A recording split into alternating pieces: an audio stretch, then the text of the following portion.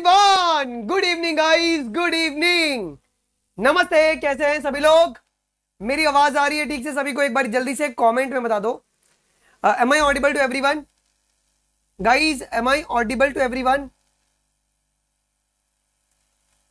एक बार ही बता दो यार जल्दी से, मेरी आवाज आ रही है ठीक से?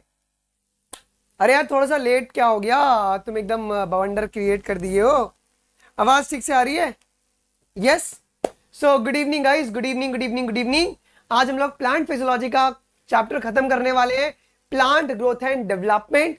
और हम लोग अगले हफ्ते मंडे से शुरू करेंगे ह्यूमन फिजियोलॉजी के 6 दिन में 6 चैप्टर पूरे खत्म करेंगे। और हर एक चैप्टर से कम तुम्हारे पास मोर देन 150 प्लस क्वेश्चंस होंगे, जो कि एग्जाम पॉइंट ऑफ व्यू से पूरा सेट किया जाएगा। सो आई वुड रिक्वेस्ट कि कोई भी वो सब क्लासेस मिस नहीं करेगा। ओके आज अरे एक्चुअली हुआ क्या ना कि जो मेरा लैपटॉप है ना वो क्रैश कर गया, और अपडेट ही आधे घंटे में हुआ। थोड़ा सा उसमें प्रोसेसर थोड़ा स्लो वाला है ना, तो उसके लिए मैं वो क्लासेस कल रीस्केड्यूल करा दूंगा जी। ओके ठीक है, यस। चलो मेरी अगर आवाज आ रही है तो एक बार प्लीज से कमेंट में मुझे बता देंगे सभी लोग। अगर मेरी आवाज अगर ठीक से अगर आपको आ रही है तो कमेंट में एक बार बता दो यस आ रही है। एक तो बता दो यार, यस यस कर दो, नो नो कर दो, जो भी हो रहा है भाई बता दो यार एटलीस्ट। ओके चलिए बेटा, आज हम लोग क्या करने वाले हैं इस क्लास में? आज हम लोग जो चैप्टर कवर करने वाले हैं उसका नाम क्या है? हाँ रुक जाओ यार, ठीक है वो नहीं चली, वो मैं कल ले लूंगा अर्शित, वो मैं कल ले लूंगा, ठीक है। आज हम लोग करने वाले हैं बेटा प्लांट ग्रोथ एंड डेवलपमेंट, ठीक है। इसके टोटल अपने पास शायद मोटा मोटी मुझे एक बार देखना पड़ेगा कितने क्वेश्चन है यार। अपने 126 क्वेश्चन है, इसके 126 एमसीक्यूज है, बहुत मजा आएगा। सो प्लीज इसको कोई भी बीच में छोड़ेगा नहीं। Okay should we start now बेटा? Should we start now? Should we start now? Yes मैंने बता दिया ना, थोड़ा सा वो क्रैश कर गया था, उसकी वजह से क्लास नहीं हो पाई। आइए बेटा, पहला सवाल तुम्हारे स्क्रीन के सामने देखिए क्या पूछा गया है जी। Which of the following two processes can be summed as a development? बेटा डेवलपमेंट अपन किसे कहेंगे? डेवलपमेंट किसे कहते हैं बताइए? डेवलपमेंट किसे कहते हैं? डेवलपमेंट जो है वो ग्रोथ एंड डिफरेंशिएशन को कहते हैं क्या जी? ओके ग्रोथ और डिफरेंशिएशन को मिला के आपके पास क्या बनता है बेटा टर्म? ओके आपका डेवलपमेंट ये बनता है जी। Okay so B will be the correct option जी। आइए क्वेश्चन नंबर 2 देखिए क्या कह रहा है जी। The period of growth is generally divided into a 3 phases. वो 3 फेजेस कौन कौन से बेटा? ग्रोथ के जो पीरियड्स हैं वो तुम्हारे पास 3 फेजेस कौन कौन से है जी? एक होता है मेरिस्टेमेटिक, दूसरा होगा इलोंगेशन, और तीसरा होगा तुम्हारा मैच्योरेशन। ये आपके पास 3 फेजेस आपके पास ग्रोथ के होते हैं जी। ये 3 फेजेस आपके ग्रोथ के होते हैं। चलो आइए क्वेश्चन नंबर 3 देख लो, ये बहुत इंपॉर्टेंट और लॉजिकल क्वेश्चन है। क्या कह रहा है कि फेज ऑफ मैच्योरेशन, बेटा क्या फेज ऑफ मैच्योरेशन और फेज ऑफ इलोंगेशन के क्या ये कैरेक्टर्स सही है या गलत है? एक बार बताइएगा। सुनो, तो जो फेज ऑफ मैच्योरेशन के यहाँ पे cell attain their maximum size, proper wall thickening होता है क्या, और प्रोटोप्लाज्मिक मॉडिफिकेशन होगा। Cell in this region are rich in the protoplasm and possess the large conspicuous nucleus. क्या ये मैच्योरेशन फेज के लिए करेक्ट है क्या? नहीं सर, मैच्योरेशन फेज के लिए आपके पास इनकरेक्ट है। यहां पर ये आपका इनकरेक्ट है, ये साइज में मैक्सिमम होगा। हाँ लेकिन सेल वॉल का डिपोजिशन आपका नहीं होता है। सेल वॉल का जो डिपोजिशन है वो आपके पास इलोंगेशन फेज में देखने को मिलता है जी। ओके इलोंगेशन फेज में क्या होता है? यहाँ पे भी रैपिड सेल डिवीजन जो है वो मेरिस्टेमेटिक फेज में होता है, ये मेरिस्टेमेटिक फेज में होता है। इलोंगेशन में तुम्हारा वैक्यूलेशन होगा, इंक्रीज वैक्यूलेशन होगा, सेल वॉल का डिपोजिशन होगा और थिकनिंग देखने को मिलेगा जी। क्लियर है? यस। और मैच्योरेशन में तुम्हारे पास क्या होता है जी? मैक्सिमम साइज होगा, लेकिन protoplasmic modification in this region cell is rich in conspicuous nucleus नहीं है। ये तुम्हारे पास गलत हो जाएंगे जी। This is your wrong. So both the options are यहाँ पे रॉन्ग, बोथ आर रॉन्ग। अच्छा क्वेश्चन नंबर 4 देख लो क्या कह रहा है जी। As a whole plant growth is indefinite. क्या पूरी प्लांट ग्रोथ जो वो इंडेफिनाइट होती है? Yes sir. Plant retain the capacity of continuous growth through out their life. हाँ सर, प्लांट ग्रोथ इंडेफिनाइट क्यों है? क्योंकि ये आपके पास कॉन्टिन्यूअसली ग्रो कर रहा है जी। तो असर्शन रीजन एकदम करेक्ट है, और रीजन प्रॉपरली आपका असर्शन को समझा रहा है। 1 will be the correct. Yes A will be the correct. आइए जी अगला क्वेश्चन नंबर 5 देख लीजिए क्या कह रहा है। Which of the following phase of the growth represent the phase with the constantly dividing cells. देखो मतलब कॉन्टिन्यूअस सेल डिवीजन जो है वो किस फेज में देखने को मिलता है बेटा? कॉन्टिन्यूअस सेल डिवीजन क्या ये मेरिस्टेमेटिक फेज में देखने को मिलता है? क्या ये मेरिस्टेमेटिक फेज में देखने को मिलेगा? यस सर, मेरिस्टेमेटिक फेज में। चलिए क्वेश्चन नंबर 6 देख लीजिए, very very very very very important question. Question number 6, अब ये मुझे बताओ, ये डायग्राम के अंदर बेटा जी लिखा हुआ ये चीज, आइडेंटिफाई द गिवन डायग्राम, ये क्या आपका जोन ऑफ इलोंगेशन को अपन आइडेंटिफाई करते हैं पैरेलल टेक्निक मेथड से? Yes, detection of the zone of elongation by parallel line technique, ये एनसीईआरटी की लाइन है, ये मालिक आपके एनसीईआरटी की लाइन है। तो 6 का B will be the correct statement जी। 6 का कौन सा करेक्ट होगा बेटा? B will be the correct statement जी। डन है। चलो अगला सवाल देखते हैं, अगला क्वेश्चन, क्वेश्चन नंबर 7 देख लो क्या कह रहा है जी, बहुत ध्यान से देखना, बहुत सुंदर क्वेश्चन है। क्या कह रहा है? Further away from the apex more distal to the phase of elongation lies the portion of axis which is undergoing the phase of maturation. ये स्टेटमेंट करेक्ट है या इनकरेक्ट है बताइए? ये तुम्हारा मोर प्रॉक्सिमल होगा ना, मोर डिस्टल ही नहीं होगा, मोर प्रॉक्सिमल होगा, इजंट इट? तो ये स्टेटमेंट है तुम्हारे पास गलत हो गया, ये गलत हो गया। The cell of the maturation zone attain their maximum size in term of wall thickening and protoplasmic modification. ये स्टेटमेंट भी करेक्ट है क्या? Yes sir. So B will be the correct statement जी, B will be the correct statement. अगला question number 8 देख लो क्या कह रहा है जी, growth at a cellular level is principally a consequences of increase in the amount of protoplasm. क्या बात सही है कि यहाँ पे प्रोटोप्लाज्म का कंटेंट तुम्हारा बढ़ रहा है? ये स्टेटमेंट ही करेक्ट है जी। One single maize root apical meristem can give rise to more than 3,50,000 new cells per hour. Sir ये क्यों गलत है? Why is this wrong?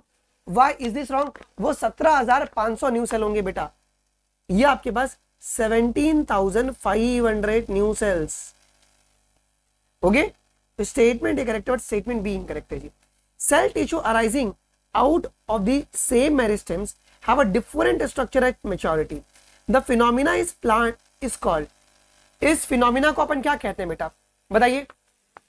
Cell और tissue arising out of the same meristem having the different structure, इस phenomena को अपन कहते हैं बेटा ओपन डिफरेंशिएशन कहते हैं। What do we call it? इसे अपन कहते हैं बेटा ओपन डिफरेंशिएशन कहते हैं। व्हाट डू, यार सभी लोग आंसर क्यों नहीं कर रहे हो प्लीज भाई? 1700 लोग, ये है क्या यार? मतलब आधे लोग क्या ऐसे मुंह बोलो मैं उल्टा? सभी लोग आंसर किया करो प्लीज, ठीक है? B will be the correct statement जी। ओके, क्वेश्चन नंबर 10 देख लो क्या कह रहा है जी। The cells in the phase of meristematic growth has a very less plasmodesmatal connection. बेटा मेरिस्टेमेटिक फेज में क्या होगा जी? मेरिस्टेमेटिक फेज में क्या होता है बताइए जी? अबंडेंट रहता है, अबंडेंट रहता है, ठीक है? तो ये स्टेटमेंट ए तुम्हारा इनकरेक्ट है। Increase vacuolation, cell enlargement and new cell wall का जो डिपोजिशन है, ये तुम्हारे पास are the characteristics of the cell in the elongation phase. क्या ये इलोंगेशन फेज का फीचर होता है क्या? यस। स्टेटमेंट ए इनकरेक्ट है, बट स्टेटमेंट बी जो है ना वो करेक्ट है। अगला सवाल, the factor controlling the development of plant. बेटा प्लांट डेवलपमेंट को कौन कंट्रोल कर रहा है?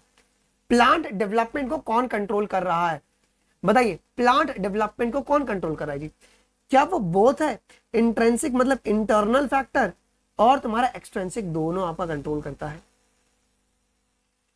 ये दोनों कंट्रोल करता है, यस। चलो क्वेश्चन नंबर 12 देख लीजिए, क्वेश्चन नंबर 12 देख लो क्या कह रहा है जी। Growth is accompanied by the metabolic process only anabolic. नहीं सर, ग्रोथ में तुम्हारे पास क्या क्या होता है? ग्रोथ में आपका एनाबॉलिज्म और कैटाबॉलिज्म दोनों होता है क्या बताइए? एनाबॉलिज्म और कैटाबॉलिज्म दोनों होता है, ये दोनों होता है, ठीक है? तो स्टेटमेंट ए मेरा इनकरेक्ट है। Growth can be defined as a irreversible permanent increase in the size of the organ और इट्स पार्ट और even the individual cell. Statement B तुम्हारे पास सही है, B will be the correct. आइए जी क्वेश्चन नंबर 13 देख लो जी, मैच द कॉलम करना है आपको। मेरिस्टेमेटिक फेज कहां पर होगा? ये रूट और शूट के एपेक्स में होगा, करेक्ट है। Elongation phase proximal to the meristematic phase और maturation phase proximal to the phase of elongation. Isn't it? B will be the correct। चलिए आइए जी, अब बहुत इंपॉर्टेंट क्वेश्चन है बेटा, क्वेश्चन नंबर 14। ध्यान से देखिएगा, ध्यान से। आपको यहां पे एक एक स्ट्रक्चर के बारे में पूछा है। ये ए क्या है बेटा बताइए? ये आपका रेडिकल है क्या? यस। ये बी क्या है आपका? ये है सीड कोट। ओके। ये सी क्या है? C is your epicotyl. Okay. D is your hypocotyl. Isn't it? आपका first will be the correct statement. ठीक है, अच्छा आइए सुनो क्वेश्चन नंबर 15 को बड़े ध्यान से देखिएगा। इसमें फोर्थ ऑप्शन क्या है बेटा? 6। सुनो, among the following parameters how many of the following are used to measure the growth at a cellular level? अगर सेलुलर लेवल पे ग्रोथ को मेजर करना है बेटा तो कौन कौन सी पैरामीटर्स लोगे बताओ? Increase in fresh weight, increase in dry weight, increase in length, area, volume और सेल नंबर। ये सब कुछ हम लोग लेंगे क्या? ये सब कुछ लेंगे। ये सारे के सारे अपन फैक्टर्स लेते हैं बेटा। यस, ओके, ये सारे के सारे फैक्टर्स अपन लेंगे। चलिए क्वेश्चन नंबर 16 देख लीजिए बेटा क्या कह रहा है। Question number 16, identify the correct statement about the meristematic phase of growth. Okay, meristematic phase के लिए बेटा आपको बताना है, दिमाग लगाओ। It is characterized by the increased vacuolation, ये नहीं होता है। It shows the cell enlargement, ये भी नहीं होता है। In this phase new cell wall का डिपोशन, ये भी मेरिस्टेमेटिक फेज में नहीं होता है। ग्रोथ इज मैक्सिमम, ये भी नहीं होता है बेटा। All are wrong. ये सब किसका फीचर है बताइए? ये आपका फेज ऑफ इलोंगेशन का फीचर है क्या? ये आपका इलोंगेशन फेज का फीचर होता है। All are wrong. ये आपका इलोंगेशन फेज का फीचर है, इलोंगेशन फेज का फीचर है। क्वेश्चन नंबर 17 देखिएगा और मैच दी कॉलम करना है। मैं थोड़ा जूम आउट कर ले रहा हूं। मैच दी कॉलम करना है, बताइए। सुनिए, growth at the cellular level. Cellular level में अपन क्या देखते हैं? Increase in the amount of protoplasm. Do we see this? हाँ जी सर, ये हम लोग देखते हैं। मेज रूट अपाइकल मेरिस्टियम, हमारे पास 17,000 न्यू सेल्स ऐड हो रहे हैं क्या? Watermelon, increase in size up to the 3,50,000 time. Growth of the pollen tube, length में बढ़ रहा है। और डॉर्सीवेंट्रल जो है वो सरफेस एरिया बढ़ा रहा है। सवाल ठीक लग रहा है? देखो एनसीईआरटी की सारी लाइन आपकी कवर हो रही है। Which of the following is characterized characteristics of the cells in the meristematic phase. Meristematic phase के सेल्स का कैरेक्टरिस्टिक्स फीचर क्या होता है बताइए? एक तो they are rich in the protoplasm, पहली बात, और लार्ज कॉन्स्पिकुअस न्यूक्लियाई होते हैं। लार्ज कॉन्स्पिकुअस न्यूक्लियाई देखने को मिलता है जी। आइए क्वेश्चन नंबर 19 देख लो क्या कह रहा है। 19, choose the correct statement. Elongation of plant along the axis, इसे प्राइमरी ग्रोथ कहते हैं क्या जी? अगर एक्सिस के अलोंग ग्रोथ होगा इसे प्राइमरी ग्रोथ कहते हैं जी। Increase in the girth of the plant occurs due to the secondary growth, इसे अपन सेकेंडरी बोलते हैं, या तो इसे अपन लेटरल ग्रोथ भी कहते हैं। सेकेंडरी या तो लेटरल ग्रोथ भी कहते हैं जी। ठीक है, secondary growth of the plant occurs due to the lateral meristem, ये करेक्ट है। Vascular cambium and cork cambium are the lateral meristem of the plant, ये भी करेक्ट है। 1, 3 और 4 जो है ना वो तुम्हारे पास करेक्ट होंगे। आइए अगला, ये किसका फीचर है? Increased vacuolation, cell enlargement and new cell wall का डिपोजिशन। क्या ये इलोंगेशन फेज का फीचर होता है क्या? देखो ऐसे ही आपको याद हो जाएगा, ऐसे ही you will guys get all the answers. Okay चलो, growth at a cellular level is a principally a consequences of. अभी सेलुलर लेवल में जो ग्रोथ हो रहा है वो किसकी वजह से होता है? वो किसकी वजह से होता है बताइए एक बार? Increase in the amount of the protoplasm, increase in the amount of the protoplasm. Clear है?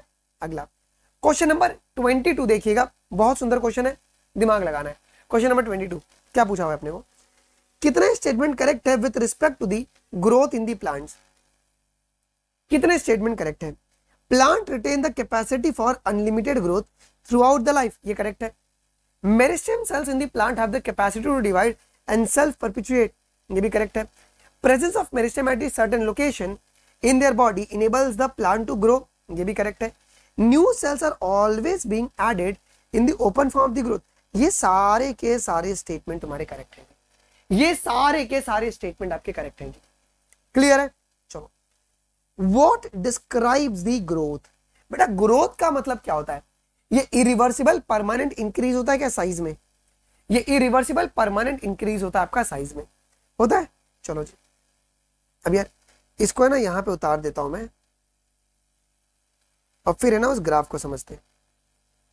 तुमको सवाल ठीक लग रहा है?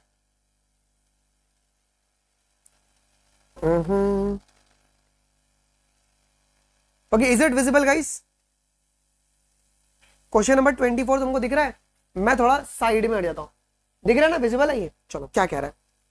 चलिए तो मैं इसको थोड़ा सा ऊपर कर लेता हूं। क्या पूछा गया है कि इन दी सिग्मॉइड कर्व,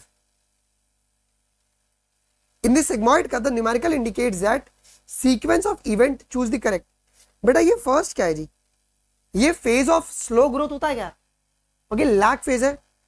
ये तुम्हारा एक्सपोनेंशियल फेज है, ये तुम्हारा डिमिनाइजिंग फेज है, और फोर्थ आपका स्टेशनरी फेज है। बेटा क्या होगा?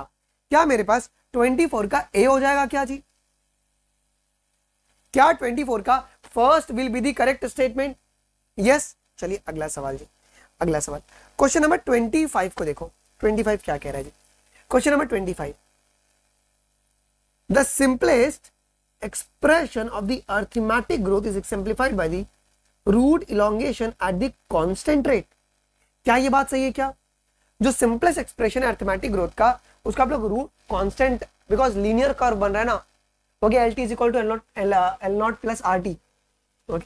अब parabolic growth curve is a characteristics of the living organism growing in the natural environment.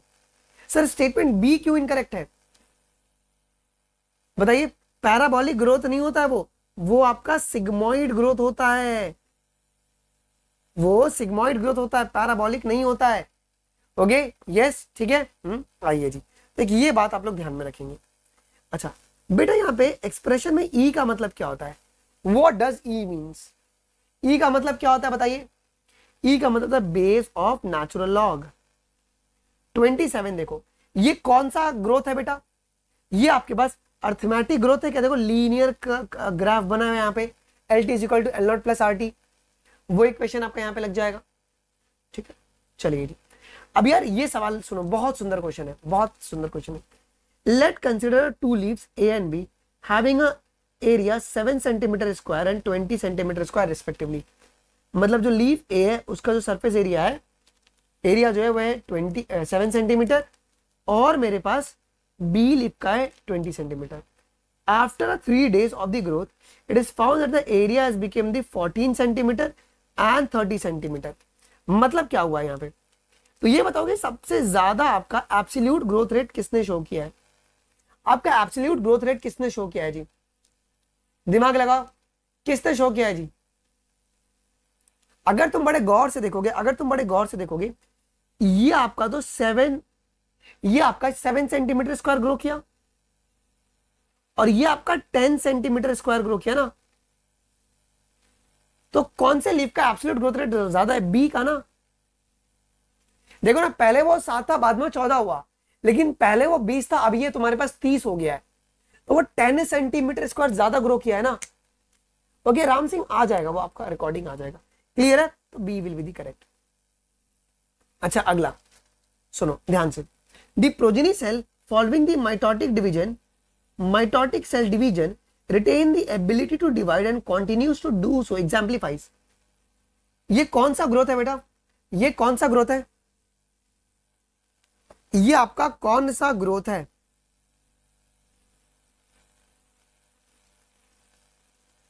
एक सेकेंड यार बच्चों, ये आपका कौन सा ग्रोथ है बच्चा? ये आपका ज्योमेट्रिक ग्रोथ है। ओके, ज्योमेट्रिक ग्रोथ आपका होता है जी, ये आपका ज्योमेट्रिक, बिकॉज यहां पे क्या हो रहा है कि माइटोटिक सेल, यहां पे दोनों सेल्स के पास कैपेसिटी डिवाइड करने की है ना, दोनों सेल्स तुम्हारे पास सेल डिवीजन शो कर रहे हैं जी। आइए क्वेश्चन नंबर 30 देख लो जी। In the expression of the exponential growth okay, are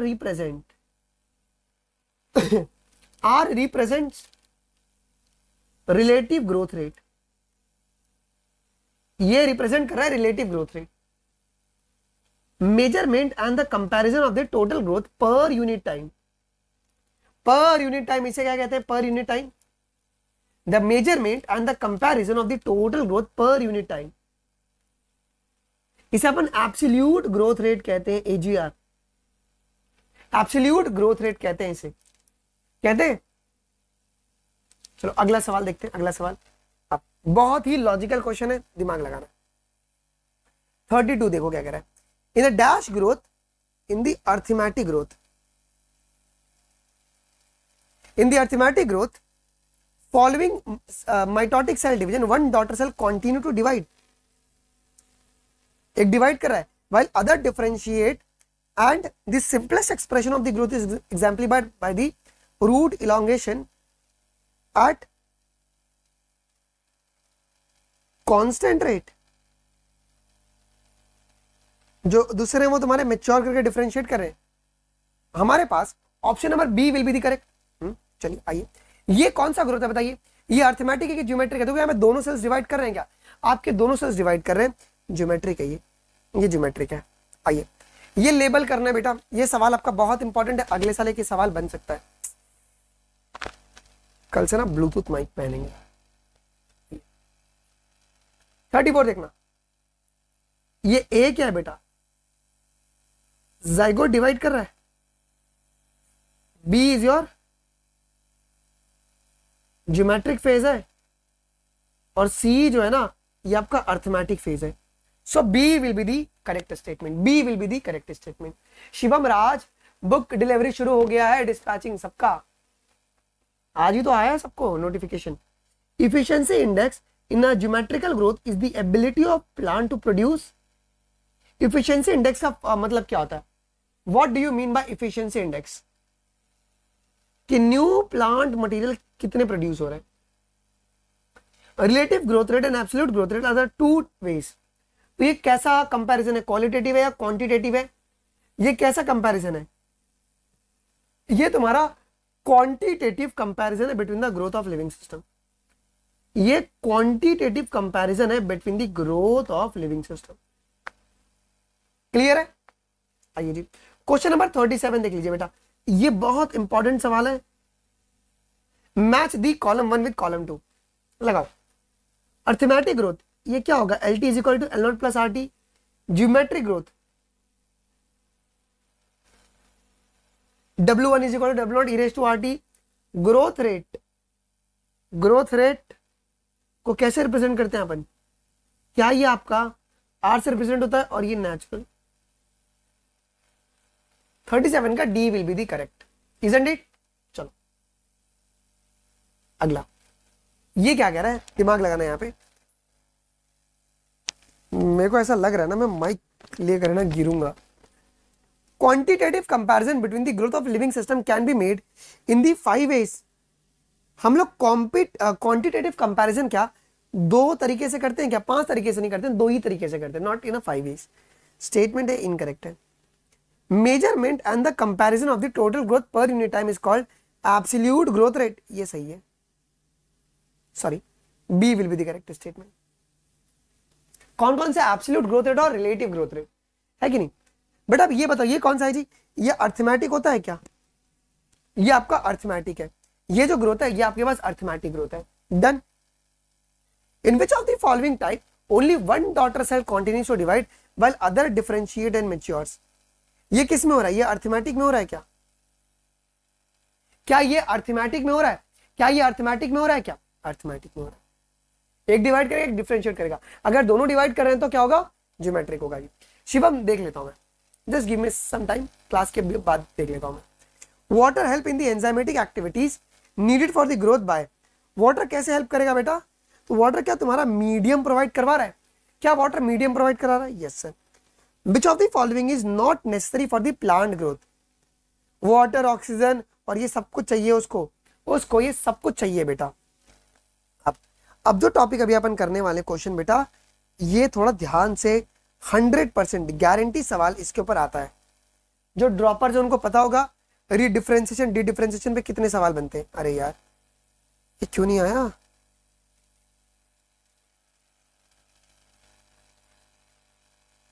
एक सेकंड रुक जाओ, मुझे क्रॉप करने दो। सुनिए, वो भी आधे ही क्रॉप हुआ। ये क्या हो रहा है, मजाक? बच्चों एक सेकंड देना यार, आज मेरे साथ प्रैंक तो नहीं हो रहा है। क्रॉप, चलो और क्रॉप करेंगे। ये दिख रहा है? सुनिए, the living differentiated sales which have lost the capacity to divide can regain the capacity of division under the certain condition। जो डिफरेंशिएटेड सेल्स है जिनके पास कैपेसिटी नहीं थी डिवीजन की, वापस से डिवाइड करने की कैपेसिटी आ गई। इसे क्या कहते हैं? इसे क्या कहते हैं बेटा? इसे कहते हैं डी डिफरेंशिएशन। डी का मतलब होता है क्या? रिमूवल। तो डिफरेंशिएशन का आपका रिमूवल हो गया यहाँ पे। ओके आइए जी, to form a tracheary element the cell would lose their what. अगर ट्रकरी एलिमेंट्स बनाना है तो ये क्या लूज करेगा बताइए? ये लूज करेगा प्रोटोप्लाज्म को। It will lose protoplasm. क्या लूज करेगा ये? Protoplasm. Environmental signals such as a light and gravity also affect the certain phases और स्टेजेस ऑफ द ग्रोथ। क्या ये बात सही है? क्या ये आपका अफेक्ट करता है? एकदम डेफिनेटली अफेक्ट करता है। During differentiation cell undergoes few to major structural changes in their cell wall and not a protoplasm. Sir differentiation में आपका प्रोटोप्लाज्म में बदलाव होता है। ओके, सेल वॉल और प्रोटोप्लाज्म दोनों में बदलाव होता है। स्टेटमेंट बी गलत है, स्टेटमेंट ए करेक्ट है। Isn't it? Yes, ठीक है। आइए जी, अगला सवाल क्वेश्चन नंबर 46 देख लीजिए क्या कह रहा है, सब समझा देंगे भाई। Tracheary element develops a very strong elastic lignocellulosic secondary cell wall to carry out a long distance even under the extreme tension. ये बात सही है, एकदम सही है। Formation of meristem, interfascicular cambium and cork cambium from a fully differentiated parenchyma cells are the example of dedifferentiation. हाँ sir, ये dedifferentiation का एग्जाम्पल है जी। किसका एग्जाम्पल है ये? This is the example of dedifferentiation जी। Isn't it? चलो अगला सवाल। डी डिफरेंशिएटेड मेरिस्टियम और tissues are able to divide and produce the cells that once again loses the capacity to divide but mature to perform the specific function। जो D differentiated है अब वो चाहते हैं कि अब हम लोग डिफरेंशिएट कर जाए वापस से, तो ये क्या होगा? रीडिफरेंशिएशन होगा। क्या क्या ये रीडिफरेंशिएशन होगा? क्या मतलब? री का मतलब अगेन, अगेन डिफरेंशिएट होना चाहते हैं। The act leading to the maturation of the cells derived from the root apical and shoot apical meristem and cambium into the mature cells to perform the specific function is termed as। इसे क्या कहते हैं? Differentiation कहते हैं बेटा। 48 differentiation कहलाएगा ये, differentiation है ना। पर्टिकुलर फंक्शन परफॉर्म करने के लिए अपने आपको डिफरेंशिएट कर दिया। चलो क्वेश्चन नंबर 49 देखिएगा क्या कह रहा है जी। We say that even a differentiation in the plant, ये कैसा प्रोसेस है बेटा बताइए? डिफरेंशिएशन भी आपका ओपन होता है क्या? Because cell tissue arising out of the same meristem have the same structure, they have the same structure, they must have the same structure जी। ओके ठीक है, मजा आ गया। चलो अगला सवाल जी। Arrange the following event in the correct sequence. बेटा सबसे पहले क्या होता है जी? प्राइमरी मेरिस्टेम का डिवीजन होता है, पहले ये होगा, फिर बाद में सेकेंड डिफरेंशिएशन होगा। डिफरेंशिएशन के बाद क्या होगा बेटा? डिफरेंशिएशन रिमूव होगा और वापस से डिफरेंशिएशन आएगा जी। Isn't it? Okay, क्या ये बातें सही हैं? Formation of interfascicular cambium from a fully developed parenchyma cell is an example of। ये किसका एग्जाम्पल है बताइए? ये किसका एग्जाम्पल है? ये डी डिफरेंशिएशन का एग्जाम्पल है बच्चों। क्या ये डी डिफरेंशिएशन का एग्जाम्पल है? Is it the example of D differentiation? है कि नहीं? बिकॉज इंटरफेसिकुलर कैम्बियम क्या है? ये डिफरेंशिएटेड होते हैं, है कि नहीं? अब ये फिर से अगर डिवाइड करना चाहेंगे तो उनको अपने डिफरेंशिएशन को लूज करना पड़ेगा जी। ओके चलो आइए जी, formation of meristem, interfascicular cambium and cork cambium from a fully differentiated parenchyma cell is a example of which phenomena, ये किस फिनोमिना का एग्जांपल है बताइए? ये आपका डी डिफरेंशिएशन का एग्जांपल है जी, है ना, बिकॉज डिफरेंशिएशन रिमूव हो रहा है। क्या क्या पूछा है? Formation of meristem okay from the fully differentiated parenchyma, मतलब डिफरेंशिएटेड पैरेन्काइमा था और उनसे ये मेरिस्टियम बना है, मतलब क्या वो डिफरेंशिएटेड वाला रिमूव हुआ रहेगा, डिवीजन हुआ रहेगा, उसके बाद ही बना होगा ना। कह रहे हो भाई ये सवाल बहुत इंपॉर्टेंट है, ये 3 वर्ड है ना बच्चों को रुला देता है, डिफरेंशिएशन, रीडिफरेंशिएशन और डी-डिफरेंशिएशन। मैं तुमको सिंपल तरीके से बताता हूं, ठीक है? अगर मैं एक्टिवली डिवाइड कर रहा हूं तो मेरा क्या हुआ? मैं एक्टिव डिवीजन कर रहा हूं। अगर मैं अपने आप को डिफरेंशिएट कर लिया, अब एक ही काम करूंगा मैं, तो क्या हो गया? अब डिफरेंशिएशन हो गया, डिफरेंशिएशन हो गया। मैं फिर क्या बोला कि नहीं मुझे फिर डिवाइड करना है, तो मेरा क्या करना पड़ेगा? डी डिफरेंट, डी का मतलब रिमूवल, डिफरेंशिएशन को रिमूव किया, ठीक है? मैं फिर से डिवाइड कर रहा हूं, फिर मैं बोल रहा हूं कि नहीं मुझे यही काम करना है, तो मैं ऑलरेडी डिफरेंशिएटेड था, फिर वापस से डी डिफरेंशिएशन किया, अब मैं वापस से री डिफरेंशिएशन में जाऊंगा जी। क्या ये बात क्लियर है? इस तरीके से तुमको इसको याद में रखना है जी।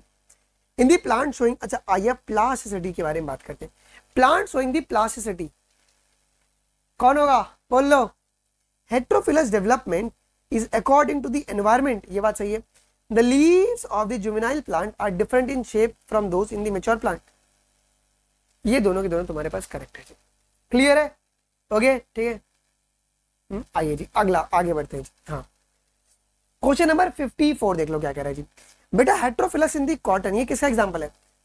Plasticity due to the life, ठीक है। Buttercup due to the environment, development, some of the growth and differentiation जी। ओंकार बेटा हम लोगों ने ऑलरेडी डिस्पैचिंग शुरू कर दिया है, we have started the dispatch. Mail check कर लो प्लीज एक बार। तो ये आपका A will be the correct option. हुआ क्या पता है, अभी एक सीन क्या हो गया हमारे साथ, Amazon पे अभी हमने लाइव किया किताब, ठीक है? सडनली क्या हुआ ना कि इतने ज्यादा लोगों ने ऑर्डर किया ना कि वो इनएक्टिव हो गया। मतलब some of the plant follows a different pathway to form the different kind of a structure for the same organ in the same plant depending on what factors, वो डिपेंड करता है फेज ऑफ लाइफ और environment पर। क्या वो इन पर depend करेगा? वो आपका इन पर डिपेंड करेगा जी, ठीक। क्वेश्चन नंबर 56 देख लीजिए क्या कह रहा है। ये ए कौन सा प्लांट होगा? ये जुवेनाइल फेज है क्या? और ये जो बी है ये आपका एडल्ट फेज है। जुवेनाइल और आपका एडल्ट फेज जी, ओके। अमेजोन पे ला दिया था बट यार वो इनएक्टिव हो गया, मैं एक्टिव करने की कोशिश कर रहा हूं, I am trying my best. Given type of heterophyllous development of leaf is shown by the buttercup due to the, ये बटरकप ये किसका एग्जांपल है? बटरकप वाला आपका वाटर हैबिटेट, किसका एग्जांपल है? Water habitat. चलो ओके क्वेश्चन नंबर 58 देख लीजिए क्या कह रहा है। Development is a term that includes all the changes that an organism goes through during its life cycle from germination of seed to the senescence। ये statement है correct है, ये करेक्ट है। चलो heterophyllous in the cotton, coriander and larkspur, ये इलास्टिसिटी का example नहीं है, प्लास्टिसिटी का एग्जांपल होता है, प्लास्टिसिटी का एग्जांपल होता है जी, क्लियर है? अगला the intrinsic factor which control the development of the plant. Intrinsic factor कौन सा होता है? इंट्रिंसिक फैक्टर कौन से होते हैं बताइएगा? क्या वो जेनेटिक तुम्हारा इंट्रिंसिक फैक्टर है? Chemical such as the plant growth regulator, ये भी आपका इंट्रिंसिक फैक्टर है। Okay none of the above नहीं आएगा। चलो क्वेश्चन नंबर 60 देख लीजिए क्या कह रहा है जी। ये डायग्राम, ये जो कार्टून है वो किसका कार्टून है? सर टॉम एंड जेरी का कार्टून है। ये प्लास्टिसिटी शो रहा है क्या in the larkspur due to the life phases, ये आपको पता होना चाहिए बेटा। चलो ध्यान से ये पढ़े हो आप लोग। मेरिस्टेमेटिक सेल्स क्या करेगा? ये सेल डिवीजन करता है क्या? Do they perform cell division? नहीं सर, ये प्लाज्मेटिक ग्रोथ, तुम्हारी एनसीईआरटी लिखती है ना plasmatic growth, it undergoes the plasmatic growth. ज्यादा प्लाज्मेटिक ग्रोथ। बी तुम्हारा है maturation, B is your maturation. Question number 62 देख लीजिए क्या कह रहा है। 62 देख लीजिए, हाँ 62 सुनो। This sum of growth and differentiation is called development, ये सही है। Development in the plant is under the control of extrinsic factor only. क्या सिर्फ एक्सट्रेंसिक फैक्टर नहीं होगा, आपका इंट्रेंसिक और एक्सट्रेंसिक दोनों होता है। यहाँ पे इंट्रेंसिक और एक्सट्रेंसिक आपका दोनों आपका होता है जी, ठीक है। इंट्रेंसिक और एक्सट्रेंसिक आपके पास दोनों होता है, ठीक है। The shape of leaves of the juvenile plant differ in the shape from those plant in. इसका एग्जांपल, क्या वो कॉटन है? क्या कॉटन, कोरिएंडर? यस। आइए जी, आकाश का पेपर। सर कान से जाऊंगा ना मैं, कौन कह रहा आकाश का पेपर है? ना एलन का है ना आकाश का है ना पीडब्ल्यू का, खुद का क्वेश्चन है सबका सब। हमने इधर का उधर टेपते हैं, इधर का कॉपी करके उधर पेस्ट करेंगे। भाई तुम देखो यहाँ पे बिरांड का फोटो है यहाँ पे, ठीक है। आइए जी,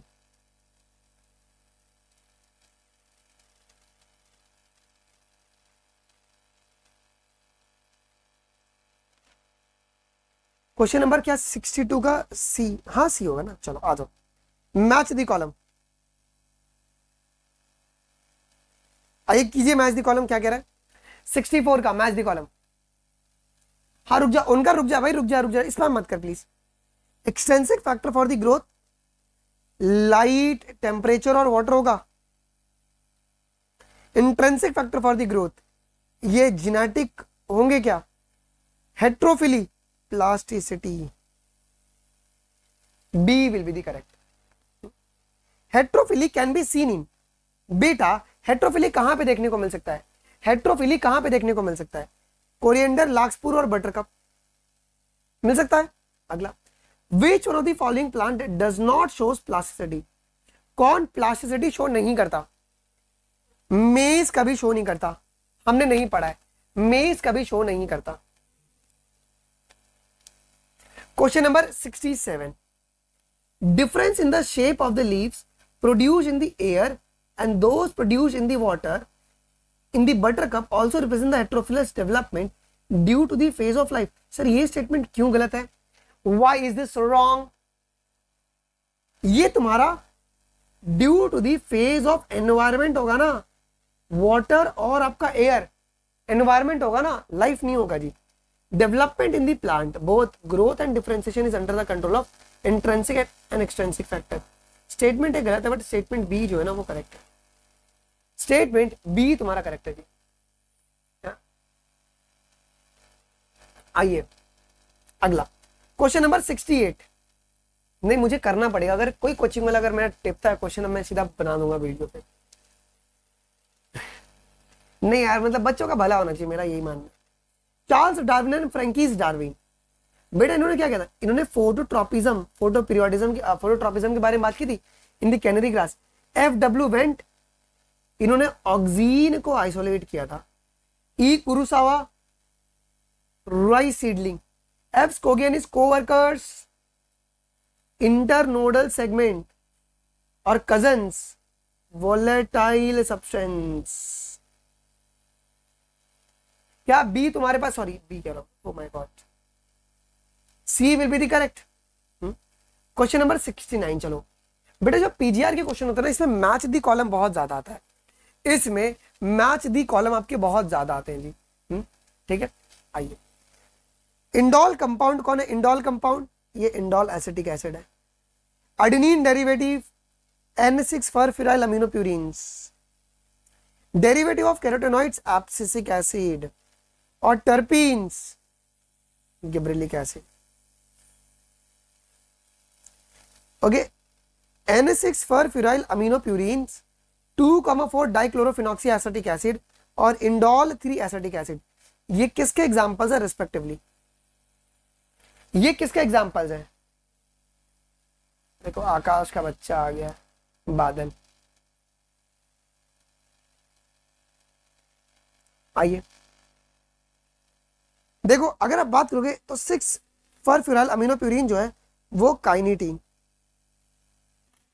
2,4 डाइक्लोरोफिनॉक्सी एसिटिक एसिड ये सिंथेटिक ऑक्सीजन है, ठीक है, और इंडोल 3 ये तुम्हारा नेचुरल ऑक्सीजन है।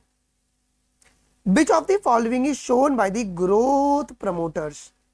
बेटा ग्रोथ प्रमोटर यहां पे क्या क्या शो करेंगे? ग्रोथ प्रमोटर बताइए ध्यान से। सेल का डिवीजन, सेल का एनलार्जमेंट और पैटर्न फॉर्मेशन। डोरमेंसी और एब्सेशन जो है ना ये तुम्हारे इनहिबिटर्स करते हैं जी। ओके ठीक है, चलो जी। Trophic growth and the flowering और फ्रूटनिंग एंड सीड फॉर्मेशन, जो भी ग्रोथ वाला पार्ट रहेगा ना वो सब काम कौन करेगा जी? प्रमोटर्स करते हैं। Question number 72, oxygen was isolated by the FW went from the tips of the coleoptile, coleorhiza नहीं आएगा, स्टेटमेंट है गलत हो गया। The Buchan fully seedling disease of the rice seedling was caused by the fungal pathogen Gibberella fusicorae. Statement B तुम्हारा correct. Okay ठीक है, आइए जी अगला सवाल देख लेते हैं। अगला सवाल,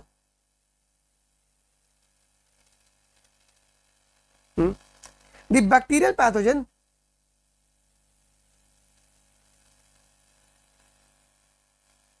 हाँ, the bacterial pathogen responsible for the fully seedling disease rice seedling is, वो बैक्टीरियल पैथोजन का नाम क्या है?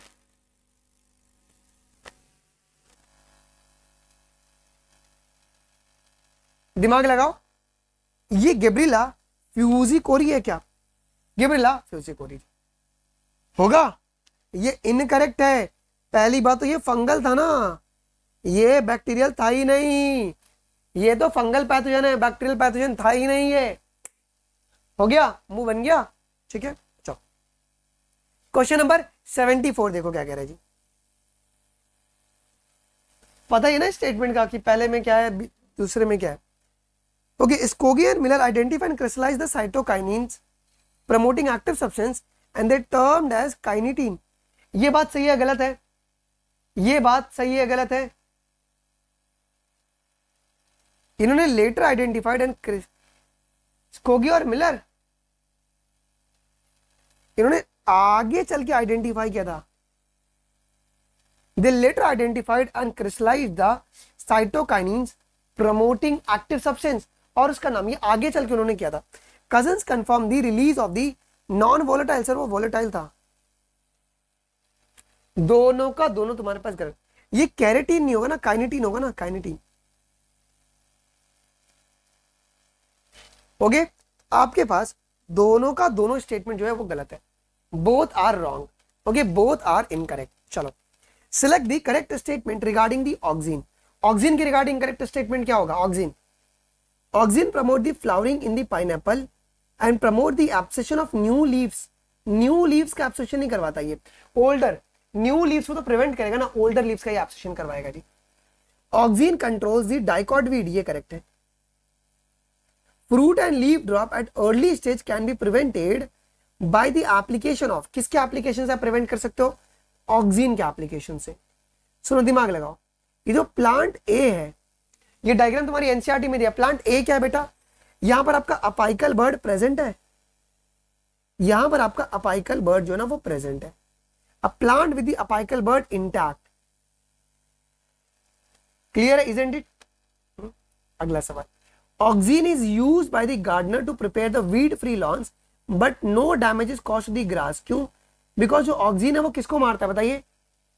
ऑक्सीन जो है does not affect the mature monocot. देखो ये मोनोकॉट्स को कुछ भी नहीं करता। क्या ये मोनोकॉट को करता है? It does not affect the mature monocot plant.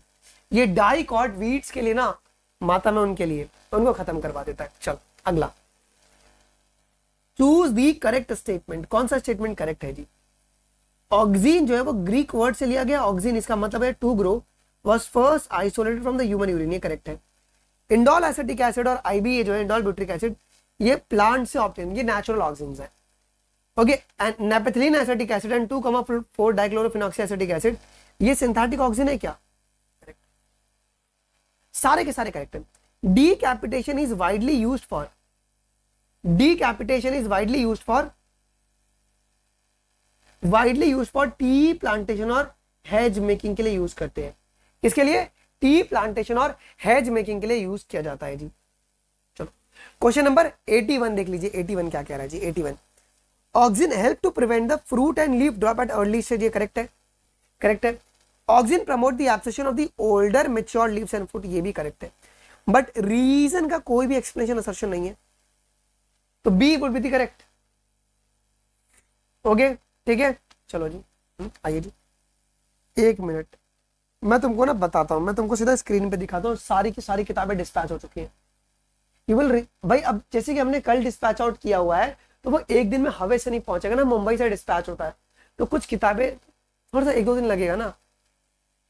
नहीं नहीं, अमेजोन जितनी भी किताबें ना वो सब अमेजोन के थ्रू अभी जाएंगी।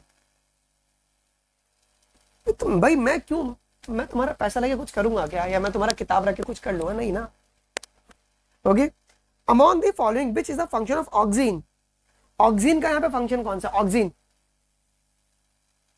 xylem differentiation, cell division, parthenocarpy in the tomatoes. 2,4 D stand for 2,4 dichlorophenoxyacetic acid. Yes, चलो, spraying of which of the following phytohormones in the juvenile conifers help to fastening the maturity period and lead to the early seed germination. क्या वो gibberellic acid है, क्या वो gibberellic acid है, gibberellic acid, gibberellic acid. चलो, oxygen अगर apical dominance करवाएगा तो गिब्रेलिन्स क्या करवाएगा, गिब्रेलिन्स क्या करवाएगा, ये बॉल्टिंग करवाता है किसके अंदर जी, कैबेज के अंदर, इंटरनोड का इलोंगेशन करवा देगा। ओके, ये इंटरनोड का इलोंगेशन करवा देगा जी, क्लियर है। चलो जी, on spraying the gibberellins on the sugar cane crop, major change क्या होता है आपका, स्टेम का जो लेंथ है ना वो बढ़ जाता है। स्टेम में भी कौन, आपका इंटरनोड का लेंथ बेटा बढ़ जाता है। आइए मैं थोड़ा सा ना इसको आगे ले लेता हूं, वरना ये बुरा मान जाएगा ना कि मेरे तो वहां पे 2 अनमोल रतन थे, हमको क्यों नहीं लिया। चलो, what changes does the gibberellic acid brings in the juvenile conifers, वो क्या करता है बेटा बताइए, ये it will fasten the maturity period, और ये अर्ली सीड प्रोडक्शन करवाने में हेल्प करेगा। क्या, अर्ली सीड प्रोडक्शन जी। ओके बेटा, क्या है ना कि वो मेंटोर जो है ना वो डेडिकेटेड हम लोग अलॉट कर रहे हैं। मैं ईमानदार से तो 5-4 लोगों ने फॉर्म भरा हुआ है, तो अभी वो मैनुअली करना पड़ रहा है ना, लेकिन जिनको मिला है ना उनको बहुत मजा आ रहा है, उनके एक सेकंड का वो हिसाब रख रहा है। Spraying of gibberellins over the sugar cane can increase the yield by how much, तो ये 20 टन पर एकड़, 20 टन पर एकड़। ओके ठीक है राहुल पटेल, बस मैं ब्लॉक कर दूंगा अभी, स्पैमिंग नहीं। स्टेटमेंट है, spraying the juvenile conifers with the gibberellic acid fasten the maturity period thus leading to the early seed production. ये बात सही है, is it correct, is it correct. Gibberellins also promote the bolting internode का elongation just prior to the flowering in the beet and cabbage and many plant with the roseate habitat. Sir ये दोनों के दोनों correct है ना, जितने भी roseate habitat होते हैं ना, तो जहाँ पे पत्ते एकदम अरेंज होते हैं, इस तरह के चिपके हुए रहते हैं, इंटरनोड तुम्हारे पास बड़े बड़े रहते हैं, उनमें ये करवाएगा। ओके अगला, how many gibberellins help to extend the. अच्छा, गिबरेलिन्स कैसे मार्केट पीरियड को एक्सटेंड करेगा, तो ये इंक्रीज कर देगा राइपनिंग पीरियड को, करेगा क्या, नहीं, ये सेनेसेंस बूढ़े होने से बचाएगा ना, बूढ़े होने से बचाएगा। The roseate habit of the cabbage can be changed by the application of gibberellic acid. सोचो नहीं, टिक करो, आगे बढ़ो कि अच्छा केमिकल नेचर क्या है गिबरेलिक एसिड का, क्या ये एसिडिक है नेचर में, सर ये एसिडिक है। चलो, मैच द कॉलम है, तो हमें तो इसको लाना ही पड़ेगा।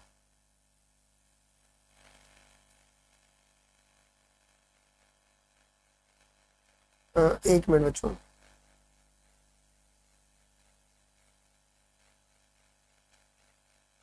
ये दिख रहा है। चलो आइए सुनो आप, ऑक्सीन, साइटोकाइनेसिस, गिबरेलिन्स, इथिलीन और एब्सिसिक एसिड। सो ऑक्सीन जो है ये जाइलम डिफरेंशिएशन में हेल्प कर रहा है, साइटोकाइनीन्स जो है ये ओवरकम करेंगे अपाइकल डोमिनेंस, गिबरेलिन्स ये मैच्योरिटी पीरियड को फास्ट कर देगा, इथिलीन बर्ड और सीड डोरमेंसी को ब्रेक करेंगे, एब्सिसिक एसिड जो है वो टॉलरेंस बढ़ाते हैं। यस अगला सवाल, what are the actions of abscisic acid. Abscisic acid किस तरीके से काम करेगा, what are the actions of abscisic acid बताइए। They are generally a plant growth inhibitor, ये इनिबिट करेगा प्लांट मेटाबॉलिज्म को। It will stimulate the closure of stomata in the epidermis. ये भी कुछ ऐसे काम करता है।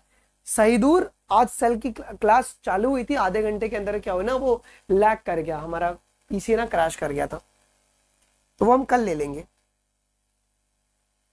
कौन आपका यहाँ पे इनकरेक्ट स्टेटमेंट है, which identify the incorrect statement. Kynetin is a derivative of adenine, which is a pyrimidine, वो आपका प्यूरिन होता है. Technique of decapitation is widely used in tea plantation. Ethylene तुम्हारा गैसियस प्लांट ग्रोथ रेगुलेटर है. Use of gibberellic acid fasten the melting process in the briefing industry. और ABA जो है ना वो आपका इनहिबिटर है, प्रमोटर नहीं है, आपका इनहिबिटर है. 1 और 5 जो है ना वो इनकरेक्ट है. Why ABA is called stress hormone? इसे स्ट्रेस हार्मोन क्यों कहते हैं बताइए?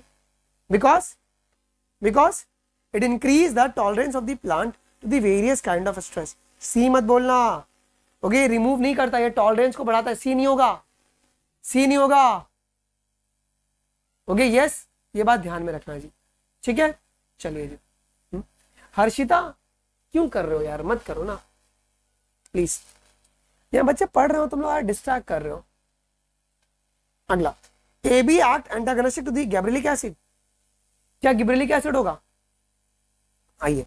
ABA stimulate the closure of stomata in the epidermis और increase the tolerance of the plant. ये बात सही है. In most condition AB act protagonist नहीं एंटागोनिस्ट होता है. वो एंटागोनिस्टिक होगा, एंटागोनिस्टिक होगा वो. ओके, प्रोटोगोनिस्टिक नहीं होगा, एंटागोनिस्टिक. सुनो क्वेश्चन नंबर 99 देख लो क्या कह रहा है.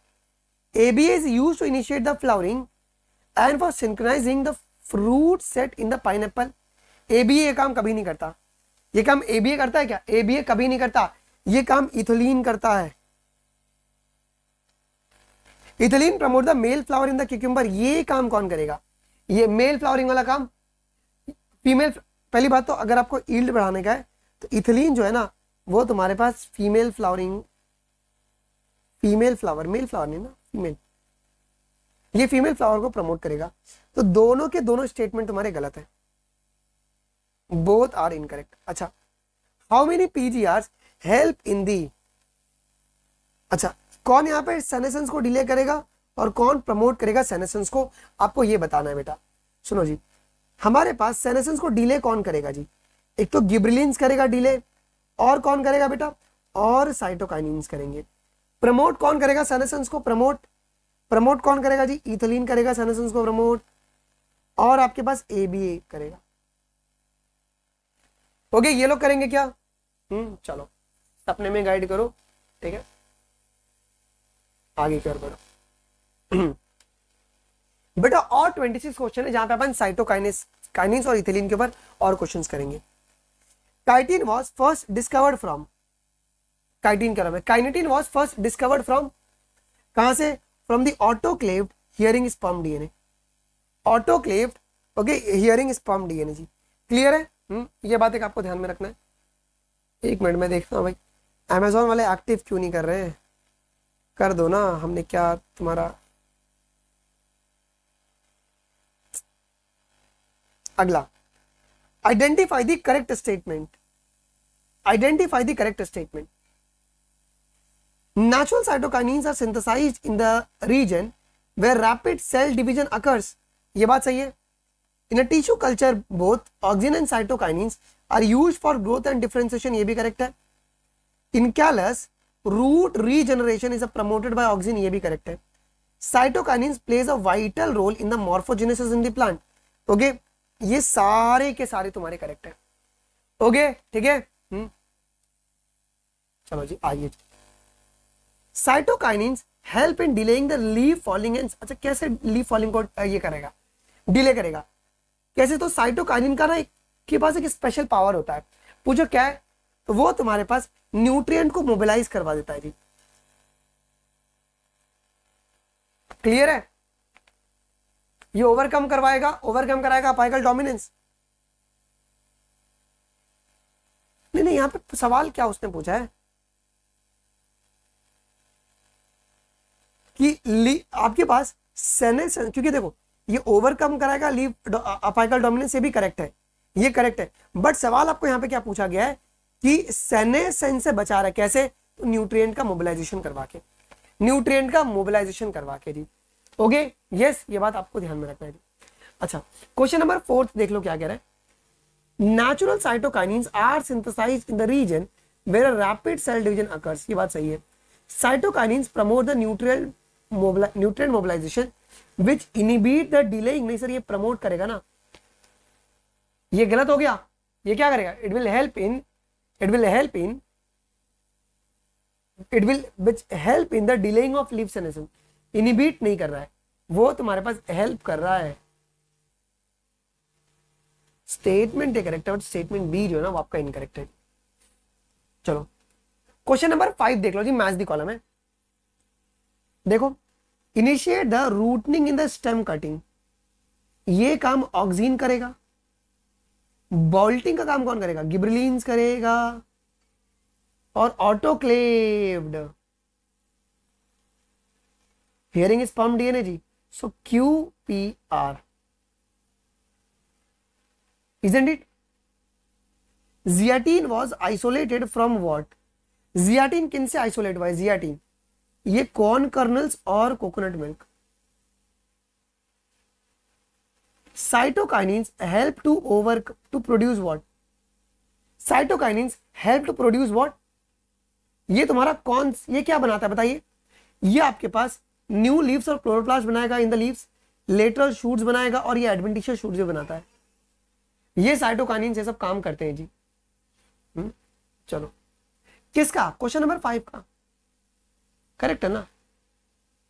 Difference between the zeatin and kinetin, zeatin और काइनेटिन में क्या डिफरेंस है, जियाटिन और काइनेटिन में क्या डिफरेंस है जी। जो जियाटिन है ना ये नेचुरल मिलता है, और जो काइनेटिन है ये सिंथेटिक है।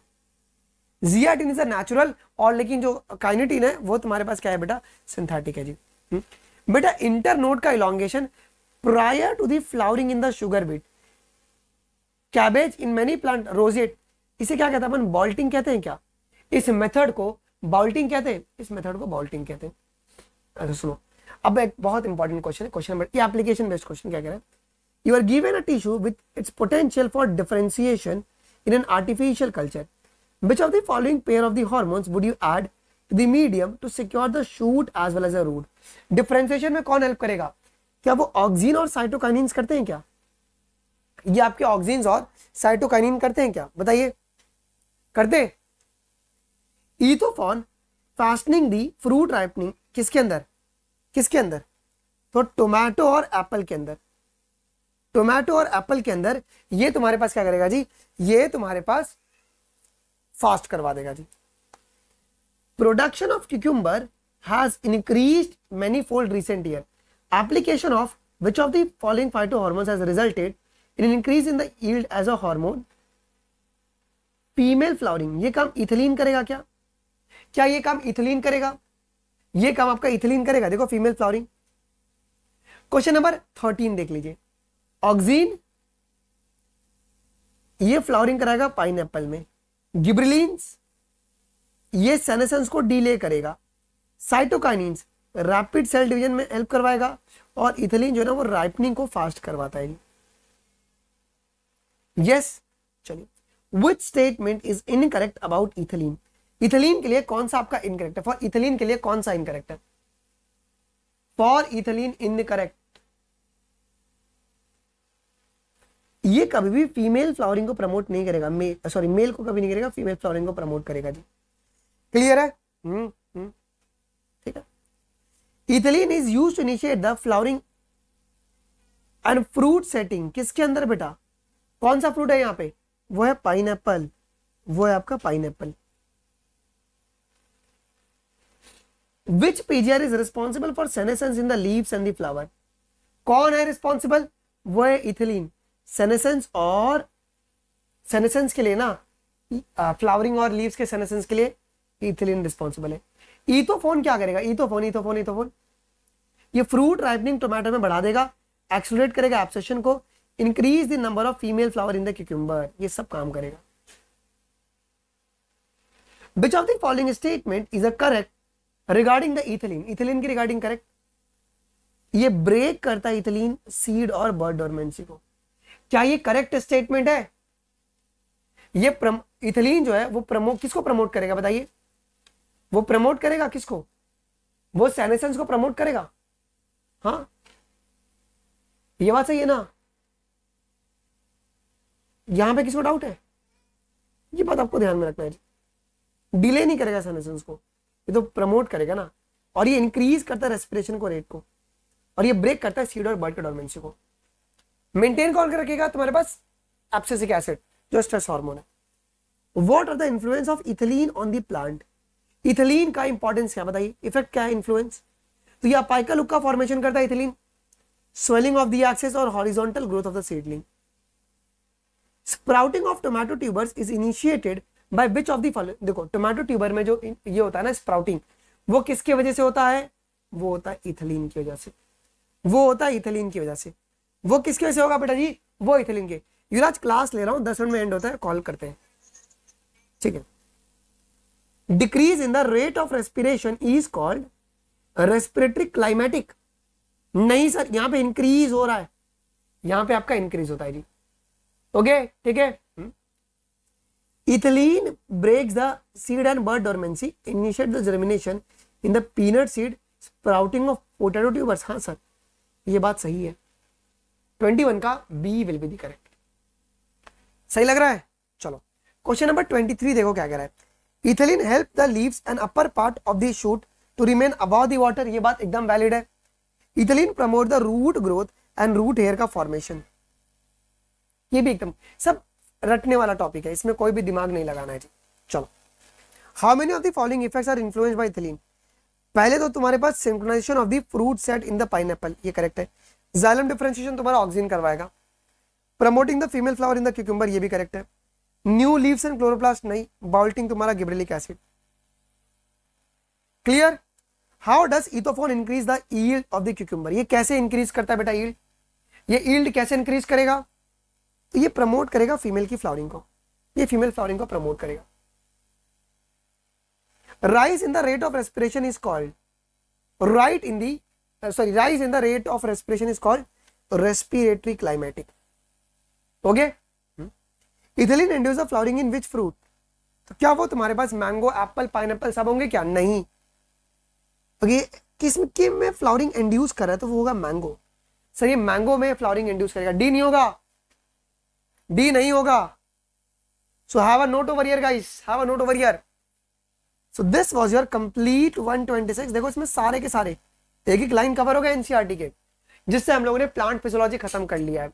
ओके, ह्यूमन फिजियोलॉजी जो तुम्हारे को मंडे से शुरू होगा, मंडे टू सैटरडे 6 चैप्टर्स हैं, 6 के 6 में आपका कवर करा दूंगा मंडे टू सैटरडे। तो you have a 2 day time. मैं इसके ऊपर एक डेडिकेटेड वीडियोस डालूंगा। जो बच्चा मतलब नहीं आ रहा है प्रैक्टिस करने, उनके लिए भी चैलेंज रहेगा 7 डेज का। और वो जो 7 डे चैलेंज जो भी पूरा करेगा उनके लिए कुछ अपन सरप्राइज प्लान करेंगे जी। यस, अभी रिकॉर्डिंग अवेलेबल होगा। तुमको क्वेश्चन प्रैक्टिस कैसा लग रहा है एक वैल्यूएबल फीडबैक जरूर से डालेगा। और टेलीग्राम ज्वाइन कर लो, अनमोल शर्मा लाइव, डिस्क्रिप्शन बॉक्स में लिंक दिया हुआ है जी। ओके, इसका जो पीडीएफ है मैं वहीं पे डलवा दूंगा जी। एआई मेंटोरशिप आपको बेटा जी मिल जाएगा, बिकॉज हम लोग आपको इंडिविजुअली वो भी प्रोवाइड करवा रहे हैं ना, यहाँ पे मेंटोर्स प्रोवाइड करवा रहे हैं, वो उसके वजह से डिले हो रहा है बेटा। ठीक है, चलो आई होप कि तुमको ये सेशन अच्छा लगा होगा। मिलते हैं अपन अगली क्लास में, अभी के लिए बचते हैं गाइस। थैंक यू, जय हिंद, bye bye, guys, bye bye. Hello everyone, welcome to my YouTube channel. तो अगर आप लोग सीयूईटी पीजीएनडीएस की तैयारी करें तो आप चाहो तो हमारा टेलीग्राम ग्रुप को ज्वाइन कर सकते हैं। लिंक आपको वीडियो के नीचे डिस्क्रिप्शन में मिल जाएगा। वहाँ पे आप लोगों को सीयूईटी रिलेटेड हर एक लेटेस्ट इन्फॉर्मेशन मिल जाएगा, तो ग्रुप को एक बार जरूर चेक कीजिएगा।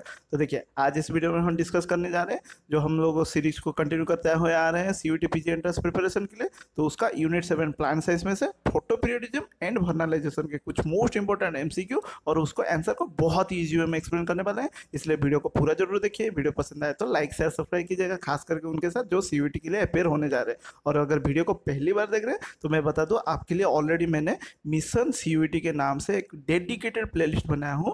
ये रहा डेडिकेटेड प्लेलिस्ट का नाम। उसका लिंक आपको यहाँ पे मैं आई बटन पे दे दूंगा, या फिर इसी वीडियो के डिस्क्रिप्शन में मिल जाएगा, या फिर चैनल पे जाएंगे तो वैसे भी आप लोगों को ढेर सारे MCQ video, concept based videos मिल जाएंगे। तो उसको मैं सजेस्ट भी करूंगा। सीयूईटी के लिए आप कुछ ही दिन बचा है, तो आप लोगों को जितना हो सके प्रैक्टिस के लिए वो सभी वीडियोज को देख लीजिए। ठीक है, सिर्फ और सिर्फ सीयूईटी का मिशन सीयूईटी प्लेलिस्ट ना देख के और भी जो भी प्लेलिस्ट है उसको भी चेक कर लीजिए, चैनल के प्लेलिस्ट में मिल जाएगा। तो चलिए सिलेबस थोड़ा देख लेते हैं। यही मिशन सीयूईटी जो मैंने बात किया उसी के प्लेलिस्ट में आपको पूरा ऑफिशियल सिलेबस के अकॉर्डिंगली यूनिट 1, 2, 3, 4, 5, 6, 7 का अभी चल रहा है, 7 का अभी चल रहा है। उसके बाद 8, इस तरह से हमारा सीरीज रन होता जाएगा। और आज देख रहे हैं हम फोटो पीरियडिज्म एंड वर्नालाइजेशन। देखिए, ये जो फोटो पीरियडिज्म एंड वर्नालाइजेशन है, इसमें कोई कुछ ज़्यादा इंपॉर्टेंट और मैक्सिमम क्वेश्चन नहीं आते। आते हैं। जो आते हैं बहुत ही इजी और बहुत ही सिंपल क्वेश्चन आएंगे, इसलिए इसका बहुत लाइट नोट में हम क्वेश्चन देंगे। बाकी फोटोसिंथेसिस के ऊपर हमने लास्ट वीडियो में बहुत डिटेल में डिस्कस किया था। उसके बाद biochemical cycle, then animal science देखने के बाद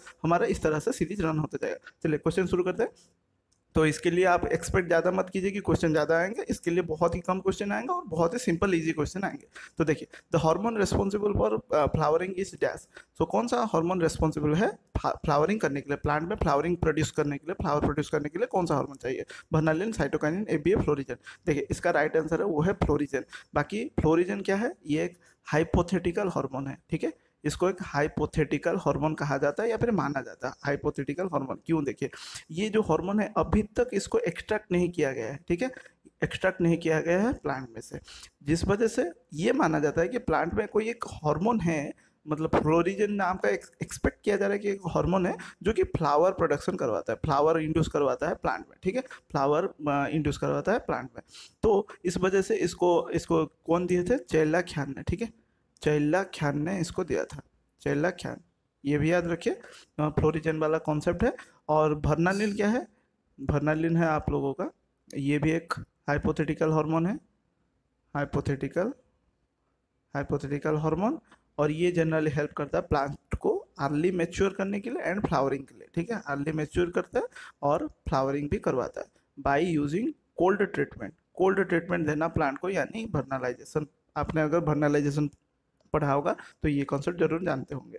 और बचा हमारा साइटोकाइनिन, एबीए, ये दोनों के दोनों प्लांट ग्रोथ रेगुलेटर होता है। साइटोकाइनिन प्लांट ग्रोथ प्रोमोटर होता है, एबीए होता है प्लांट ग्रोथ रिटार्डेंट और इनहिबिटर, ठीक है। उसके बाद next question, which is the site for perception of light और डार्क ड्यूरेशन। सो प्लांट में कौन सा साइट है जो कि परसीव करता है लाइट को और डार्क को, ठीक है। लाइट और डार्क ड्यूरेशन को हमारा प्लांट में कौन परसीव करता है? Leaves, stem, roots, buds, apical buds. तो इसका राइट आंसर है वो है लीव्स। याद रखिए ये है लीव्स।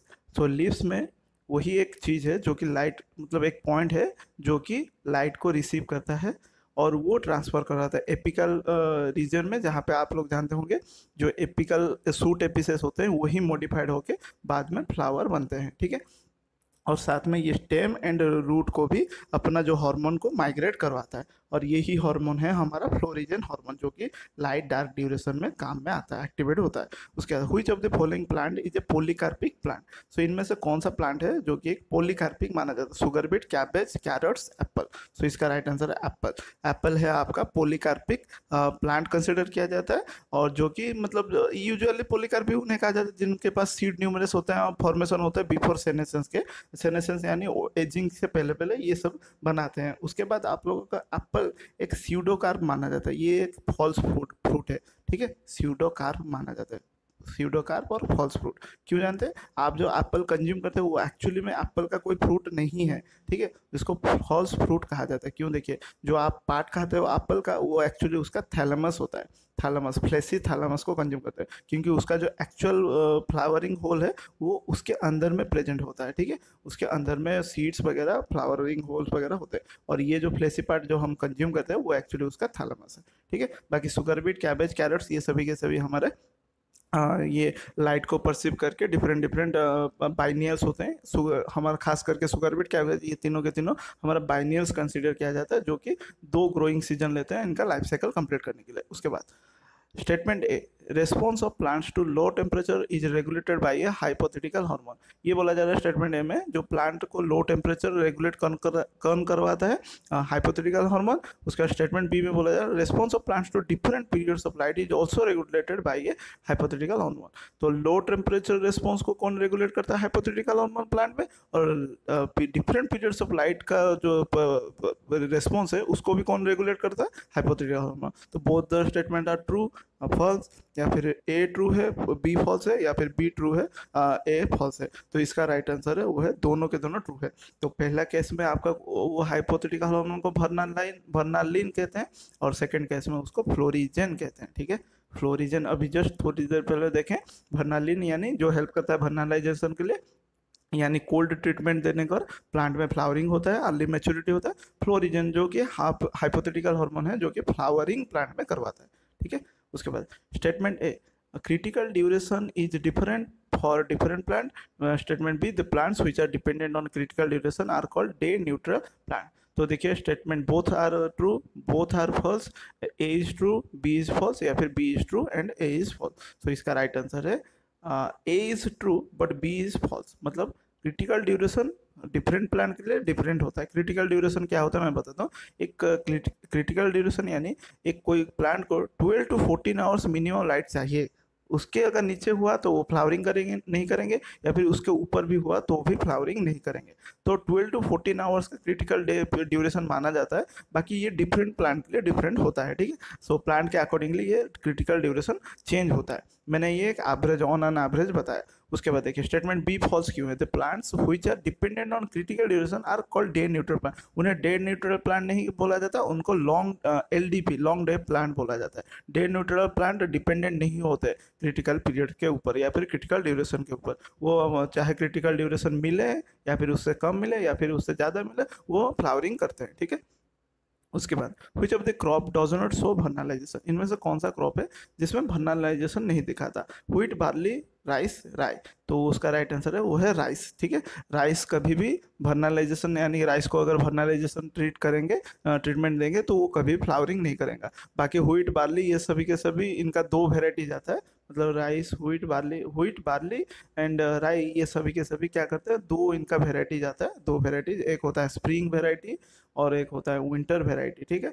तो इनको कोल्ड ट्रीटमेंट देने पर आप लोगों को क्या करेगा, कोल्ड ट्रीटमेंट देने पर ये फोटो पीरियोडिक स्टिमुलेशन दिखाता है, ठीक है। फोटो पीरियोडिक स्टिमुलेशन देखने को मिलता है। सो दो वेराइटी व्हीट, बार्ली, राई में आपको एक स्प्रिंग वेराइटी एक विंटर वेराइटी देखने को मिल जाता है, जो कि कोल्ड ट्रीटमेंट देने पर आप लोगों को फोटो पीरियोडिक रेस्पॉन्सेस प्लांट का एक्टिवेट हो जाता है। बाकी राइस में नहीं होता, ठीक है। उसके बाद the reversal of etiolation brought about by light is refer to as. So reversal of इटोलेशन यानी आप लोगों का जो लीप क्या होता है, येलोइश हो जाता है, टर्न येलो हो जाता है, जो कि फोटोसिंथेसिस के लिए कैपेबल नहीं होता। तो उसका रिवर्स प्रोसेस करने को हम क्या कहते हैं, लाइट के द्वारा फोटोमॉर्फोजेनेसिस, लैंग रिचमोंड लैंग इफेक्ट, या फिर एक्सपांसन ऑफ द एनिसोट्रोपिक वाल, या फिर interaction of red and distant red light. तो इसका राइट आंसर है वो है फोटोमॉर्फोजेनेसिस कहा जाता है। जो इटिलेटेड लीफ हो जाता है, इटिलेटेड लीफ, उसका वापस से आपका फोटोसिंथेसिस कैपेसिटी रिटर्न करना, उसको फोटोमॉर्फोजेनेसिस कहते हैं। In plant the transition from vegetative to reproductive phase occurs in response to. तो प्लांट में जो ट्रांजिशन होता है वेजिटेटिव फेज से, वेजिटेटिव फेज से रिप्रोडक्टिव फेज, उसको इन रिस्पॉन्स टू किसके रिस्पॉन्स से होता है, ड्यूरेशन ऑफ द डे के, the degree to which temperature is extreme, the amount of oxygen in the air, mostly the available food in the soil. So इसका right answer है duration of the day. So day का duration जितना मतलब होगा वो regulate करेगा vegetative, कब vegetative से रिप्रोडक्टिव फेज चाहिए प्लांट को, ठीक है। उसके बाद statement A, vernalization prevents precocious reproductive development, vernalization promotes flowering by cold treatment. So option देख लेते हैं। आप लोगों का दिया गया है both are true, both are false, A is true, B is false, या फिर B is true, A is false. तो इसका राइट आंसर है आप लोगों का बोथ आर ट्रू का कहा जाएगा, क्योंकि वर्नालाइजेशन प्रिवेंट करता है प्रिकॉशियस डेवलपमेंट, रिप्रोडक्टिव डेवलपमेंट, साथ में ये प्रोमोट भी करता है कोल्ड ट्रीटमेंट, ठीक है। फ्लावरिंग को प्रोमोट करता है बाय इंड्यूसिंग और बाय गिविंग कोल्ड ट्रीटमेंट, ठीक है। उसी को ही तो वर्नालाइजेशन कहते हैं, जो कि वर्नालिन के द्वारा कंट्रोल होता है। ये एक हाइपोथेटिकल हार्मोन होता है। Phytochrome is photosensitive pigment that plays an important role in. Phytochrome एक फोटोसेंसिटिव पिगमेंट है जो कि इंपॉर्टेंट किसके लिए प्ले करता है, geotropism, phototropism is a type of phototropism, या फिर photoperiodism, photo respiratory evaporation. So ये एक्चुअली फोटो पीरियोडिज्म के लिए आपका फाइटोक्रोम रिस्पॉन्सिबल होता है, ठीक है। फोटोट्रोपिज्म अगर सोच रहे तो गलत है। फोटोट्रोपिज्म यानी मूवमेंट होना, ठीक है। लाइट के फोटो यानी लाइट, ट्रोपिज्म यानी मूवमेंट, ठीक है। सो ट्रोपिज्म यानी मूवमेंट, तो लाइट की तरफ मूवमेंट करना को फोटोट्रोपिज्म कहते हैं। जियोट्रोपिज्म यानी अर्थ की तरफ मूवमेंट करना को जियोट्रोपिज्म कहते हैं। लेकिन यहाँ पे जो फाइटोक्रोम रोल प्ले करता है वो फोटो पीरियोडिज्म में, फोटो सेंसिटिव पिगमेंट होता है, वो फोटो पीरियोडिज्म में इंपॉर्टेंट रोल प्ले करता है। इसके दो पार्ट आते हैं, एक होता है रेड पार्ट और एक है far red region, phytochrome red region, phytochrome far red, और बोथ आर मतलब रिवर्सिबल इन नेचर। मतलब फाइटोक्रोम रेड वाला कन्वर्ट हो सकता है पीएफआर में, और पीएफआर पीआर में कन्वर्ट हो सकता है, ठीक है। उसके बाद phytochrome is found in, phytochrome कहाँ पे पाया जाता है, fungi, algae, flowering plants, vascular. Obviously ये फ्लावरिंग प्लांट में पाया जाता है। A plant that needs not less than 10 hours of light to flower is, जैसे कि मैंने अभी कहा था 12 टू 14 आवर्स होता है, तो ये वेरी करता है। सो वो कौन सा प्लांट है जिसको 10 घंटे से कम तो मतलब चाहिए ही नहीं, not less than 10 hours to of light to flower. So flowering करने के लिए 10 से नीचे नहीं होना चाहिए। उसको क्या कहते हैं, DNP day neutral plant, long day plant, SDP short day plant, या फिर नॉन ऑफ दी एबव। उसको कहते हैं लॉन्ग डे प्लांट, जिसको 10 घंटा से ज़्यादा मिलेगा तो चलेगा, लेकिन 10 घंटा से नीचे नहीं हो सकता, क्योंकि वो उसका क्रिटिकल पीरियड है। उसके बाद this hormone can replace vernalisation. कौन सा हार्मोन है जो कि वर्नालाइजेशन को रिप्लेस कर सकता है? Cytokinin, gibberellin, auxin, ethylene. वो है हमारा डायरेक्टली जिबरेलिन। उसके बाद when the dark period of short plant is interrupted by a brief exposure of light, then the plant is। जब डार्क पीरियड को, शॉर्ट डे प्लांट आप लोग जानते होंगे, जो शॉर्ट डे प्लांट होते हैं उनको एक रेगुलर कंटिन्यूस डार्क पीरियड चाहिए होता है, डार्क पीरियड चाहिए होता है। तो उस डार्क पीरियड में आपने क्या किया, एक ब्रीफ एक छोटा सा एक्सपोजर कर दिया। ये थोड़ा सा मैं इसको वाइट कर दे रहा हूँ, ये छोटा सा एक्सपोजर कर दिया लाइट दे के। मतलब यहाँ पे आप पूरा डार्क दिए थे, इस रीजन में पूरा डार्क दिए थे, इस रीजन में आपने पूरा डार्क दिए थे, लेकिन क्या किया आपने, बीच में टॉर्च लगा के या फिर कोई भी कुछ लाइट देके, लाइट सोर्स देके उसका जो मतलब कंटिन्यूस डार्क पीरियड को आपने इंटरप्ट कर दिया। तो क्या होगा, फ्लावर्स इमीडिएटली हो जाएगा, उसके मतलब उसके इम्पैक्ट क्या होगा, will not flower at all, या फिर turn into a long day plant, या फिर गिव्स मोर फ्लावर। तो याद रखिए, अगर आपने डार्क पीरियड में थोड़ा सा भी इंटरप्शन कर लिया तो वो क्या होगा, will not flower at all.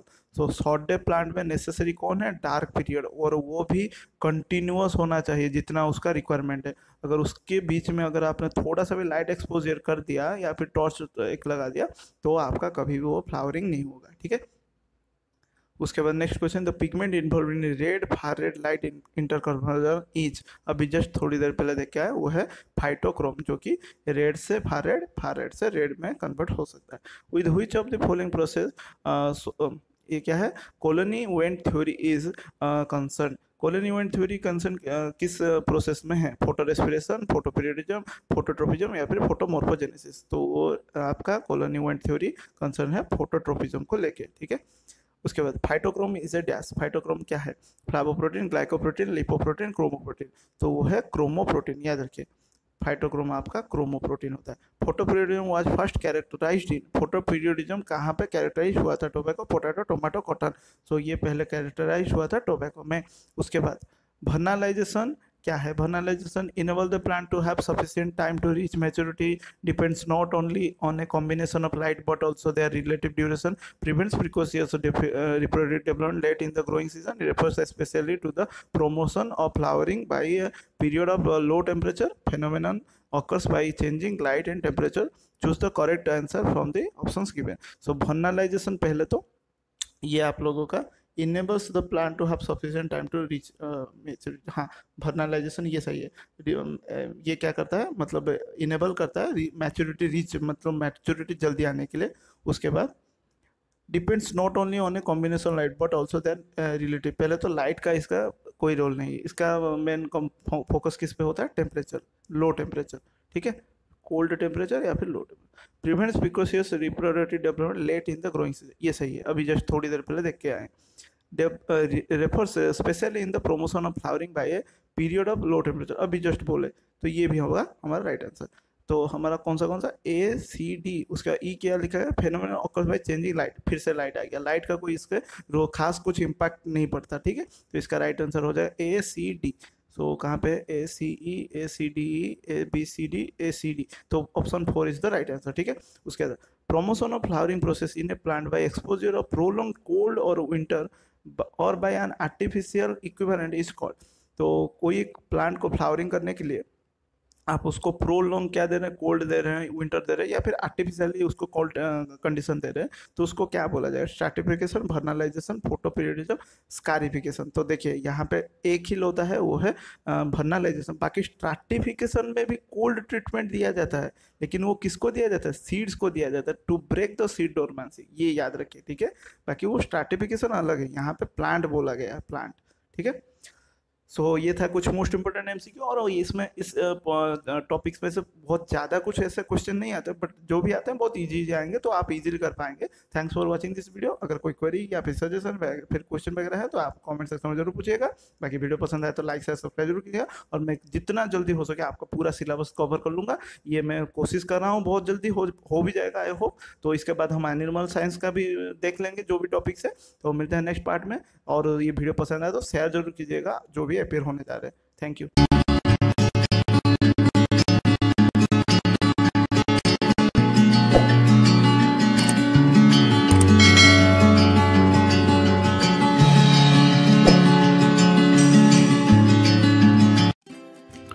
Hello everyone, आज इस वीडियो लेक्चर में हम बात करेंगे फोटोप्रिज्म, बर्निलाइजेशन एंड फाइटोक्रोम के कुछ इंपॉर्टेंट एमसीक्यूज के बारे में। फ्रेंड, ये जो टॉपिक है फोटोप्रिज्म, बर्निलाइजेशन एंड फाइटोक्रोम, बहुत ही फ्रिक्वेंटली इससे क्वेश्चन पूछे जाते हैं। सो आज इंपॉर्टेंट क्वेश्चन देखते हैं फोटोप्रिज्म, बर्निलाइजेशन एंड फाइटोक्रोम से related. So video lecture start करते हैं और देखते हैं 1 by 1 क्वेश्चंस। फर्स्ट क्वेश्चन है, who discovered photoperiodism? Options given है आपके सामने। डार्विन, वाइन्स्को, Arnon, D Gardner and Allard. तो राइट आंसर आपका D, Gardner and Allard. Next question है, most of the plant are seasonal due to.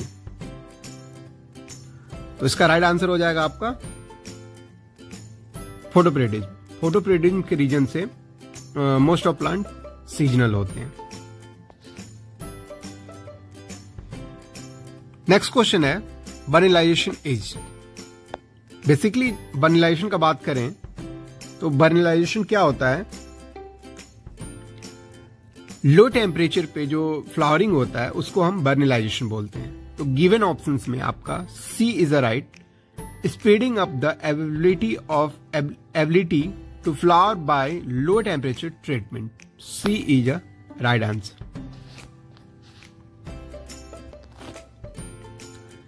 Induction of flowering by low temperature in plant is given options: burnilization, photoprism, burning, and D1 is cryobiology. तो right answer आपका है vernalization. Sorry, right answer आपका बर्निलाइजेशन।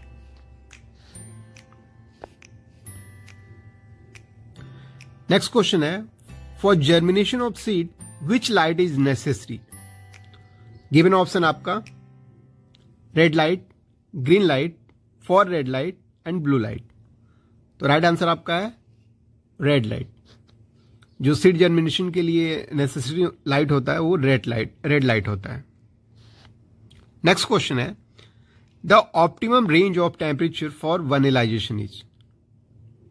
एक optimum range चाहिए होता है वर्निलाइजेशन के लिए, वो टेम्परेचर क्या होना चाहिए? गिवन ऑप्शन है आपका 1 to 7 degree,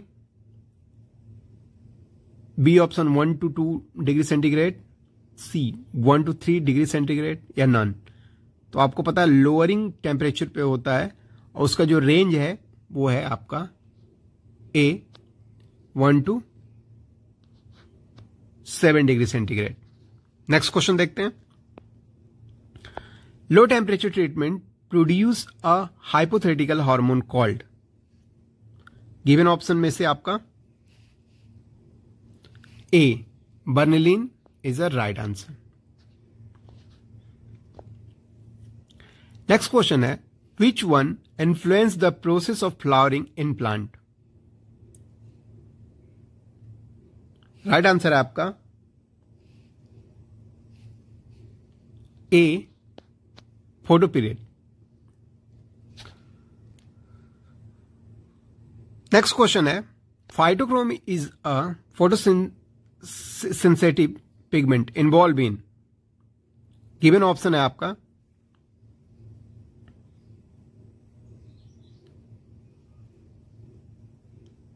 C is a right answer. Photoperiodism. Next question देखते हैं, which of the following are day neutral plant. Given option में से आपका राइट आंसर है ए, पाइसम सटाइवम। जो पाइसम सटाइवम होता है वो डे नेचुरल प्लांट होता है। नेक्स्ट क्वेश्चन है, phytochrome is found in. Given option आपका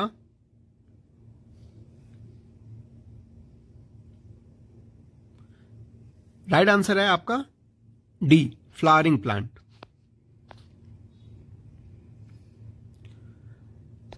क्वेश्चन है, which one shows red far red interconversion. जो रेड से फॉर रेड में कन्वर्जन होता है वो कौन सा पिगमेंट कराता है। गिवन ऑप्शन में से राइट आंसर है डी, फाइटोक्रोम।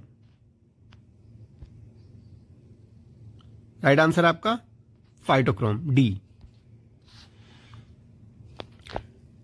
नेक्स्ट क्वेश्चन है, pigment involve in photomorphogenetic response is. Given option में से राइट आंसर है आपका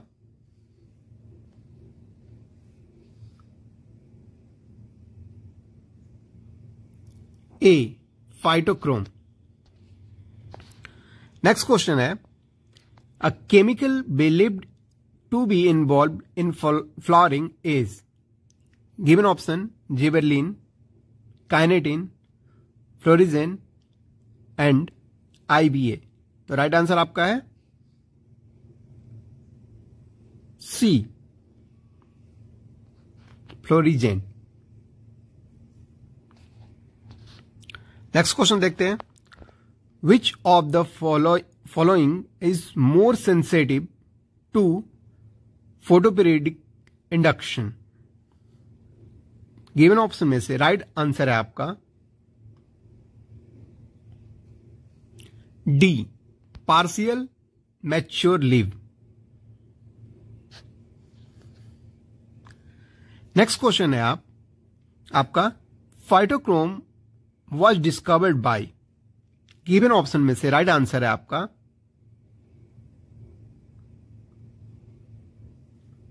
B, बॉर्थविक and Hendricks. Next question है आपका, photoperiodic stimulus is perceived by. Right answer है आपका ए, लिप्स। नेक्स्ट क्वेश्चन है आपका, in which of the following living species phytochrome the blue green pigment is found. Given option में से right answer है आपका C, flowering plant.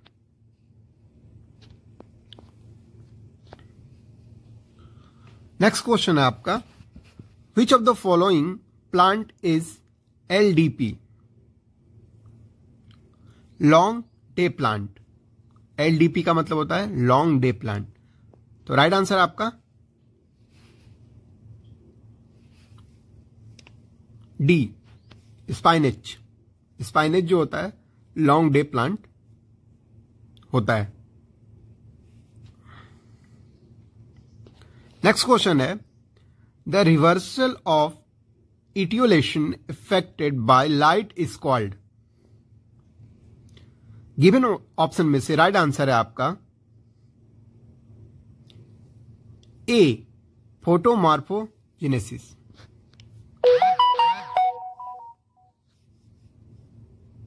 Next question है आपका, the response of different organism to environmental rhythm of light and darkness is called. Given option में से right answer है आपका सी, photoperiodism.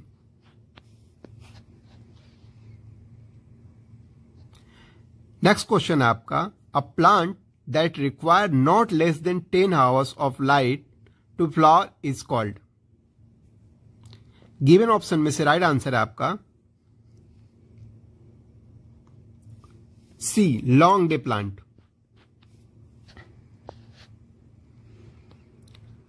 Which of the following hormone can replace बर्निलाइजेशन?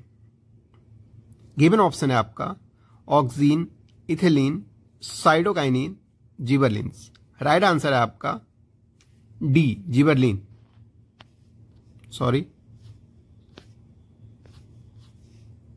Right answer आपका है gibberellin. Which of the following pigment involved in red far red light inter conversion? Right answer है आपका C, phytochrome. C, phytochrome. Next question है क्लॉन्डी Went theory is based on?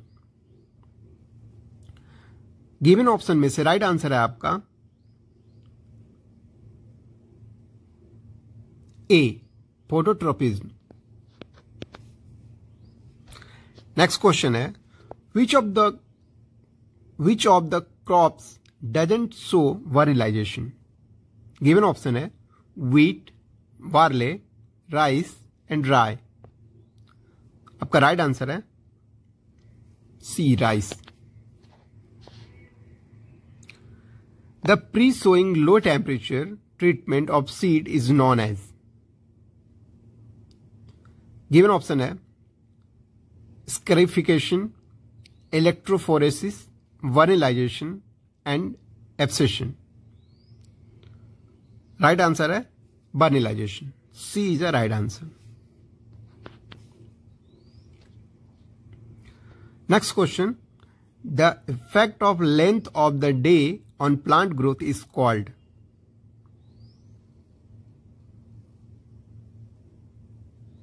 Right answer is a, photoperiodism. Next question, which of the following is a long day plant? इनमें से long day plant कौन सा है? Given option आपका वार्ले, sorghum, tobacco and soybean. तो right answer आपका है barley. Barley is a long day plant. Next question, which of the following is not a day neutral plant? इनमें से गिवन ऑप्शन में से कौन सा डे नेचुरल प्लांट नहीं है? राइट ऑप्शन है tobacco, C. Maximum growth take place in? जो ग्रोथ होता है प्लांट का वो मैक्सिमम किस लाइट में होता है? गिवन ऑप्शन है green light, blue light, ultraviolet and red light. तो आपका मैक्सिमम जो ग्रोथ होता है वो red light, D option is correct. Next question है a pigment responsible for light sensitivity in plant is? Given option है chlorophyll, phytochrome, carotene, cytochrome. तो right answer हो जाएगा आपका बी, फाइटोक्रोम। नेक्स्ट क्वेश्चन है which of the following pigment is present in two form? दो form में कौन सा पिगमेंट प्रेजेंट होता है? गिवन ऑप्शन है आपका cytochrome, florigens, phytochrome and vernalin. Right answer है आपका phytochrome, C is a right answer, phytochrome. Phytochrome जो इंटर कन्वर्टेबल होता है, दो फॉर्म में कन्वर्ट हो सकता है।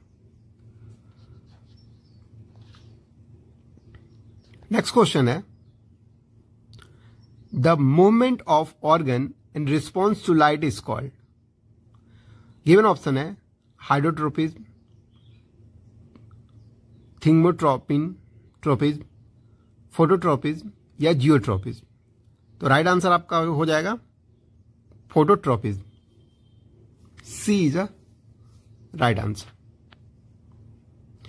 सो अभी के लिए इतना ही। So thank you so much.